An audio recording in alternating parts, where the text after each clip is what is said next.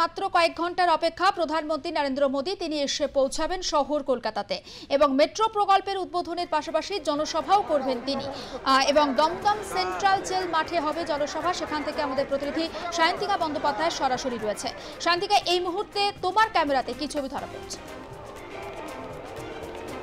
দেখো, এই মুহূর্তে কিন্তু একেবারে শেষ মুহূর্তের প্রস্তুতি, শেষ মুহূর্তের ব্যস্ততা দমদম সেন্ট্রাল জেল রোড ময়দান থেকে। এবং আমি আমার ক্যামেরা পার্সন কুসুমিতাকে বলবো সেই মুহূর্তের ছবিটা একটুখানি দেখাতে।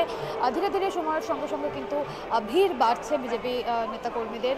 এবং আজকে এই সভা মঞ্চ থেকে ঠিক কী বার্তা দেন প্রধানমন্ত্রী নরেন্দ্র মোদী তা কিন্তু ভীষণ রকমভাবে গুরুত্বপূর্ণ এবং বাঙালি অস্মিতার দিকে কতটা আলোকপাত করেন তিনি। কারণ এই মুহূর্তে কিন্তু এসআইআর ইস্যুতে গোটা দেশ, গোটা রাজ্য উত্তাল। সেই জায়গায় দাঁড়িয়ে এসআইআরকে কেন্দ্র করে বাংলা এবং বাঙালিকে নিয়ে কী কী বার্তা শোনা যাবে প্রধানমন্ত্রী নরেন্দ্র মোদীর মুখ থেকে, সেই বক্তব্য শুনতে কিন্তু উৎসুক সকালে এবং সরাসরি সেই ছবি আমরা দেখাচ্ছি। এবং এর পাশাপাশি আজকে কিন্তু আরও গুরুত্বপূর্ণ একটা দিন, কারণ প্রধানমন্ত্রী নরেন্দ্র মোদীর হাত ধরে 3টি উল্লেখ্য মেট্রো রুটের উদ্বোধন হবে। এবং মাটি থেকে যেরকমটা আমরা জানতে পারা যাচ্ছে যে এই যে নোয়াপাড়া রুটে প্রধানমন্ত্রী নরেন্দ্র মোদী তিনি যে উদ্বোধন করতে চলেছেন, একদম মেট্রোর তরফে যেরকমটা জানানো হয়েছে যে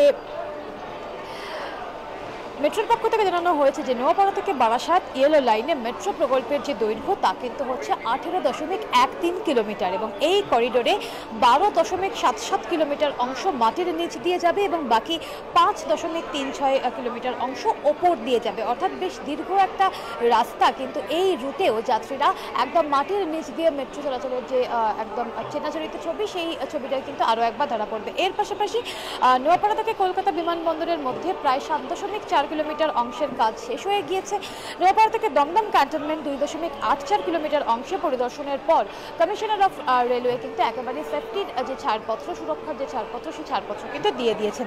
এবং আরও একটা বিষয়, আজকে যে প্রধানমন্ত্রী নরেন্দ্র মোদীর হাত ধরে হাওড়া এসপ্ল্যানেড যে মেট্রোর যে কানেক্টিভিটিটা হতে চলেছে, এর ফলে কিন্তু সময়টা অনেকটা কিন্তু বেঁচে যাবে। এখন কিন্তু হাওড়া থেকে এসপ্ল্যানেড বা হাওড়া থেকে সেক্টর 5 আসার ক্ষেত্রে সড়ক পথে অন্তত অনেকটা দীর্ঘ সময় লাগে। এবং হাওড়ার মতন একটা জনবহুল এলাকা, যেখানে সেকেন্ড ব্রিজ থেকে শুরু করে বা হাওড়া ব্রিজ থেকে শুরু করে প্রত্যেকটা দিনে কিন্তু জ্যাম একদম একটা নিত্যনৈমিত্তিক একটা বিষয় হয়ে দাঁড়িয়েছে। এর ফলে কিন্তু শুধুমাত্র এই দুটো এলাকা নয়, গোটা হাওড়াই এতটা জনবহুল এলাকা, বিভিন্ন জায়গায় জ্যাম হওয়ার ফলে কিন্তু প্রত্যেকটা দিন সাধারণ মানুষের সেক্টর 5 আসার ক্ষেত্রে হোক বা কলকাতায় আসার ক্ষেত্রে হোক একটা দীর্ঘ সময় লেগে যায়। কিন্তু এই যে একদম একটা বিপ্লবের সূচনা ঘটতে চলেছে আর কিছুক্ষণের মধ্যে প্রধানমন্ত্রী নরেন্দ্র মোদীর হাত ধরে, এবং যে শব্দবন্ধ আমরা সকাল থেকে ব্যবহার করছি যে মেট্রো পথের রেনেসাঁ হতে চলেছে, তার জেরে কিন্তু অনেক অনেক কম সময় লাগবে। ফলত আর অল্প কিছু সময়ের অপেক্ষা সেই মহেন্দ্রক্ষণ, সেই ইতিহাসের সাক্ষী হতে। জুলেখা,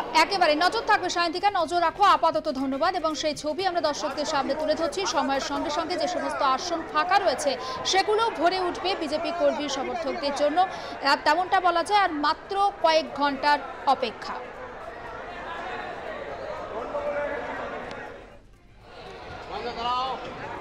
অভিনব উদ্যোগ তো থাকে, আমি জানি।